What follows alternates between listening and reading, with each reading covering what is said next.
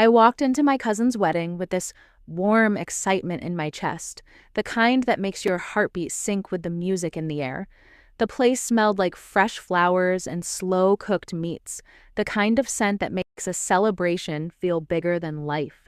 For a moment, everything felt perfect until I saw her. She was dressed in her best, soft blue fabric, delicate earrings, hair done with extra care. But instead of being welcomed as a guest, she was being quietly nudged toward the kitchen by the wedding staff. No one stopped her. No one questioned it. She just lowered her eyes and followed them, disappearing behind the swinging doors like she didn't belong on the other side.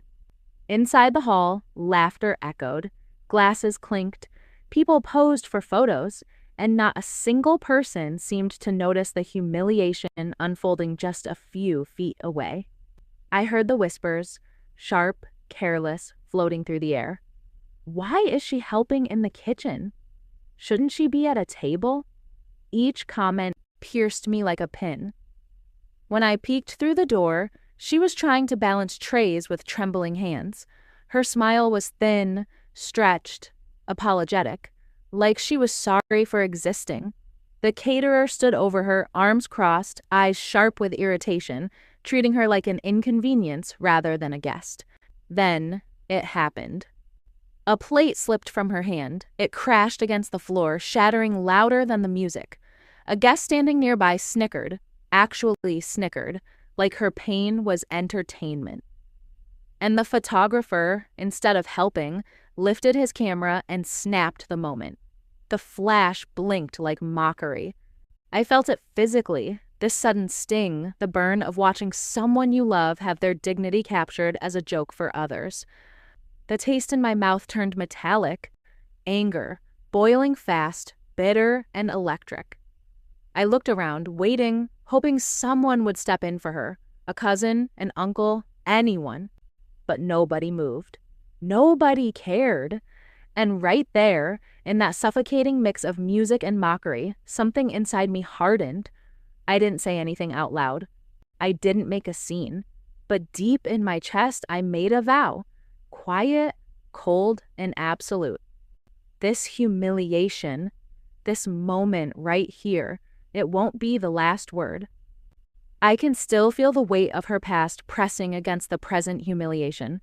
Aunty wasn't always this quiet, this sidelined. She had given up her own career, the one she loved, to support the family business, to make sure everyone else had a chance to shine. She set aside her dreams, vacations, even relationships, all to lift others higher while she remained invisible. I remember the nights she stayed awake long after the house was asleep, sorting bills, balancing accounts, making sure we didn't drown in debt. The way she quietly carried the weight of our family, without complaint, without recognition, it was almost unbearable to watch. And yet, her accomplishments, those quiet triumphs, were dismissed at family gatherings. No one clapped for her promotions. No one acknowledged her late nights or her sacrifices. They saw her only as the helper, the background, the one who existed to support others' celebrations. I flash back to a childhood memory, me, small and trembling, ignored by my parents, curled on the couch. Aunty sat beside me, her hands steady on my shoulders, her voice soft and unwavering. "I see you," she whispered. "I've got you." That voice, that presence, was the only warmth in my world at the time. And now, seeing her forced into the kitchen again, that sting of betrayal resurfaces.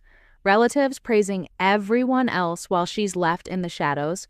It's the same story, repeated, amplified by the humiliation of today. I watch her smile at a guest, polite, graceful, but it's a mask, forced, brittle, hiding decades of neglect and invisibility. The very hands that once crafted feasts for family and friends now tremble over trays, undervalued, treated like chores instead of art. I feel guilt, sharp and bitter, piercing my chest. Why didn't I speak up sooner? Why did I let this happen? Not once, not twice, but so many times. And then I noticed something else. Despite the constant dismissal, despite the neglect and mockery, she is still here. She is still standing. Her resilience, her patience, the quiet fire she's held all these years, it fuels a determination in me I didn't know I had. I realize now that this isn't just about a wedding or a spilled plate. It's about every slight, every ignored sacrifice, every moment she was forced to fade into the background. And I know with a fierce certainty that justice isn't optional, it's inevitable.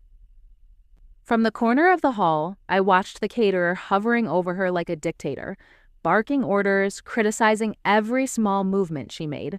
"Hold it properly," he snapped like she was a burden he hadn't asked for. She nodded, shoulders tight, swallowing her humiliation like she'd done it 1,000 times. Around us, guests murmured under their breath. "Isn't she supposed to be enjoying herself?" Someone whispered, confusion laced with pity. But then came the joke that sliced deeper than any whisper. A cousin leaned toward his friend and laughed. "Maybe she'll serve the bride herself." They thought it was harmless, but the words hit me like a punch. My chest tightened, a harsh blend of anger and shame, twisting together until it felt hard to breathe. I kept watching as the other staff walked past her like she wasn't even there. No eye contact, no acknowledgement, just using her hands and her time as if they belonged to them. I couldn't hold it anymore. I stepped toward a waiter and asked low and sharp, "Why is she working? She's a guest." He looked at me with helpless eyes and shrugged. "The boss told her to help. I can't say anything." That was all I needed. I started collecting details in my mind. Names, the staff lineup, the timing of their tasks, the caterer's oversight, the messy corners they tried to hide, every careless insult, every sign of mismanagement, every potential weakness. I stored it all like bullets. At one point, Aunty lifted her head and her eyes caught mine, just for a second. But in that second, I saw something I hadn't seen earlier, a faint, fragile flicker of hope. Like she was silently begging, "Please, not again. Do something." I walked back to my seat, heat pounding in my veins. The music felt louder, the laughter harsher, the celebration almost mocking. I tasted the bitterness of loyalty cracking under the weight of injustice. From across the room, the caterer kept talking over her, interrupting, scolding, dismissing her presence like she was nothing more than a shadow. His arrogance was blinding. He had no idea who she really was, what she'd built for this family, what she'd survived. And every time she lifted another tray, I saw more than plates and glasses. I saw the weight of every insult she had ever swallowed.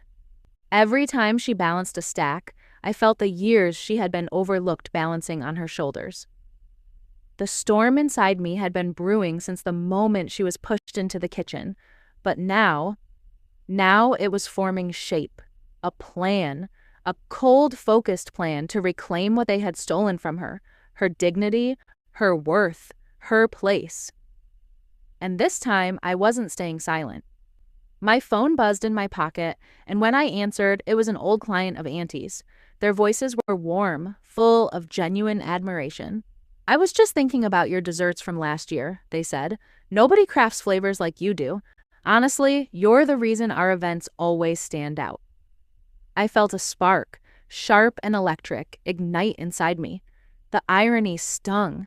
Here was someone praising her talent, completely unaware of the public humiliation she was enduring just hours ago, and suddenly an idea formed. If she could rebuild her reputation openly, strategically, she could exact justice quietly, powerfully, without them seeing it coming. My mind shifted to the caterer, the arrogant figure who had made her labor invisible. Their contract was fragile, a reputation built on shallow compliments and social media appearances. They depended on positive reviews like oxygen. If that balance could be tipped, the caterer would fall. I started gathering evidence, mentally mapping every misstep, every instance of poor management, every moment they had treated her unfairly. Their arrogance was a weakness, a tool I could wield. Then she spoke quietly, almost under her breath. "I've been waiting for the right moment to show them what I'm worth." Her voice was soft, but it carried a steel I hadn't heard before. My pulse surged. This was it. This was the opening we needed. I began analyzing everything. Past mistakes, social media backlash, hidden clauses in the contract. Every detail was ammunition, every oversight a path to leverage. The phone call became a strategy session, planning legal moves, financial pressures, and calculated public exposure. I glanced at her. Something had shifted. Her posture straightened imperceptibly. She spoke up subtly, reclaiming bits of space she had been denied.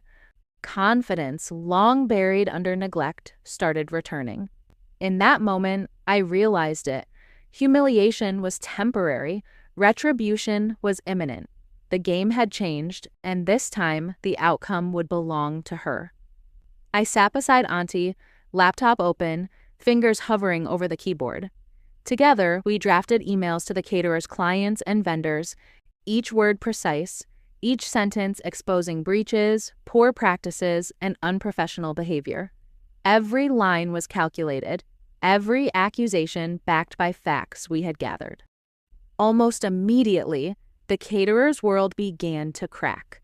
Phones rang relentlessly, emails flooded in, contracts were canceled in rapid succession, reputations wavering as their arrogance collided with undeniable evidence.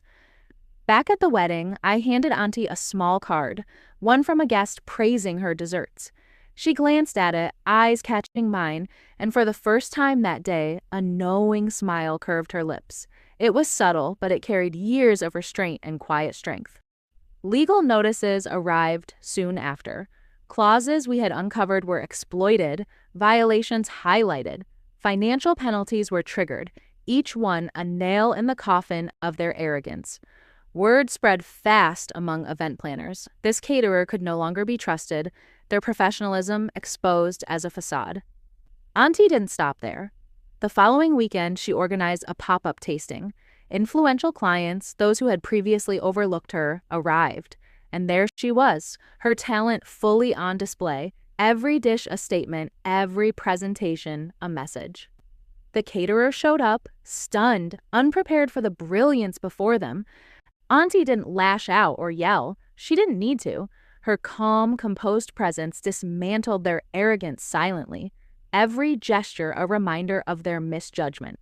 I watched as admiration replaced the sneers she had endured. People who had ignored her now sought her attention, complimenting her in front of the very crowd that had humiliated her. Her smile was no longer forced, no longer a mask. It was real, radiant, triumphant. I felt my chest swell, the heat of satisfaction coursing through me. Justice had been executed. Her dignity, stolen for so long, had been fully restored.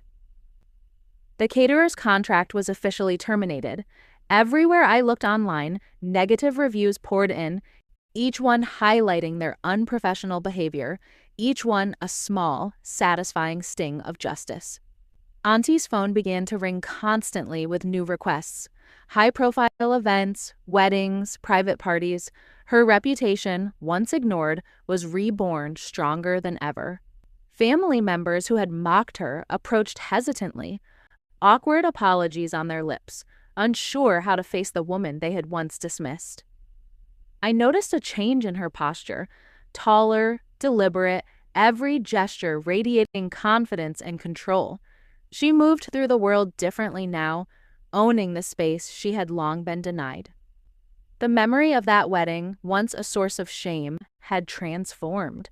It became the benchmark of her rise, the catalyst that had forced her brilliance into the open. I watched her at her first event as the star, not the servant. The way she smiled, the way she greeted guests, it was like watching a queen reclaim her throne. I reflected on it all, how silent, calculated revenge could be far more satisfying than loud public outbursts. The satisfaction was cleaner, sharper, more complete. The caterer's arrogance had become a cautionary tale, whispered in industry circles, their name now synonymous with failure and hubris. Auntie looked at me quietly, eyes gleaming with gratitude. No words were needed. The results spoke for themselves. I leaned back and savored the moment. The bitter humiliation she had endured transformed into a triumph so complete, so undeniable, it resonated in every glance, every smile, every success she now commanded. As I sit here and recount everything, I can't help but reflect on how small injustices, the ones that seem trivial at first, can hide wounds deep enough to shape a person's entire life. Watching Auntie reclaim her dignity step by step has been thrilling in a way that words almost fail to capture. The lesson hits me clearly. Patience, strategy, and quiet strength can outmatch arrogance. Loud fury isn't always needed. Calculated persistence can topple even the most confident oppressor. I see her now laughing freely at a family gathering, radiant and unburdened. Every gesture, every glance exudes the power she had been denied for so long. Turning to the camera, I say, sometimes the world tries to force you into a corner, but your comeback defines you. The memory of that wedding, once a scene of humiliation, now feels cinematic, like the opening act of her rise, the first chapter of her success story. I emphasize this truth. Revenge doesn't always roar. It can whisper, slow and deliberate, and still dismantle those who underestimated you. The caterer's downfall stands as a quiet triumph, undeniable proof of her worth, and I feel gratitude, deep, emotional, for her resilience and for my role in standing by her side. To anyone watching, never let someone else's ignorance decide your value. Stand tall, plan carefully, and reclaim what's yours. This is more than a story of humiliation. It's a story of dignity regained, of justice executed, and of a woman who finally stepped into the power that was always hers.